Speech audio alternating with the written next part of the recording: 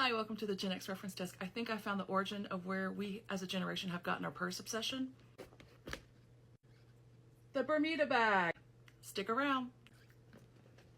Hi, welcome to the Gen X Reference Desk. Today we're talking about the Bermuda bag, which might be the first purse that many of us had. Well, outside like this little kitty purse, but this might be our first real purse that we ever had, and that is the Bermuda bag. Now, the Bermuda bag gets a start in the 1950s and 1960s, but it really takes off in the late 70s and just continues to rise in popularity up until the early 80s. Probably hits its apex by around 83, and then it tapers off. For many of us, as we were kind of growing up and coming of age, this might have been your first bag that you had, your first real bag.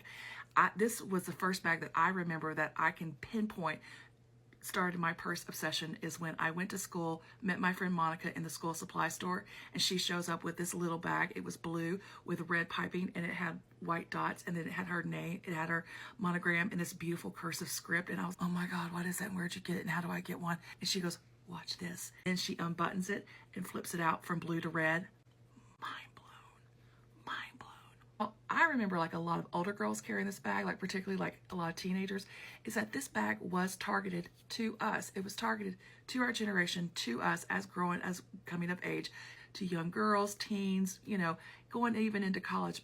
And that makes sense because while this is really cute, it's not a functional bag. If you are a mom, if you are in a career, or if you carry a lot of stuff like I do, this is not the bag for that. This is a going out bag. Or if you're in second grade and you have a whole bunch of stuff that you need to show your other second grade friends in, this is the bag for you. But this is not a sling it over my shoulder or a good clutch bag. This, you can't even it's still cute though. We still love you.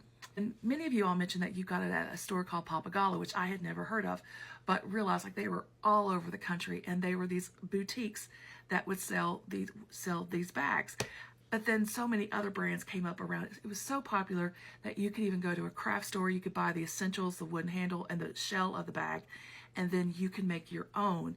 Many of you mentioned that you had like your mom or your grandmother would make all types of covers for these bags, which is one of the popularities about the Bermuda bag. Now, this bag is an essential prep accessory. Even so, according to the official Preppy Guidebook, which came out in 1980, which they say, quote, "The cloth covers for this bag come in essential prep colors and buttons on and off so that your purse can match every outfit, ideal for monogramming." Now, if you're like, essential prep colors, what are those? Essential prep colors are your primary colors, and then some pastels, and even like a madras that you would have, which is prep essential. Of course, you might want to have then you want to have a stylish monogram on there. It could be various scripts. I personally am fond of a nice cursive monogram. And then you might want to do some decorative elements on there as well, which they recommend. The official prep decoration could be sailboats, tennis rackets, golf clubs, pigs, lobsters, hearts, turtles, frogs, acorns, butterflies, and elephants. Yeah. But if you're in the South, you're going to jazz that thing up. That's what we do. But another key element about the prep is that you want to match it out. You want to match your clothes to your purse, to your watch, to your belt, to your bow. Everything about it is matching, and it's all in the same color vibe. That is one of the things that make this purse so functional in terms of it's stylish. You can change it out. You can wear it one way at the beginning of the day and change it out in the other. You can enhance it however you want. That you could add your own personal style as opposed to someone saying this is how you have to do it, even though we're technically following a handbook. I am partial to this bag. I love it. I get sentimental when I see it because it kind of tunes in for me of like when I started realizing what I was about, as opposed to what my parents wanted me to be. It's like, oh, I want that bag. Did I ever get it? No, but high praise to my friend Monica, who got me hooked on purses. So maybe I should send her the bill.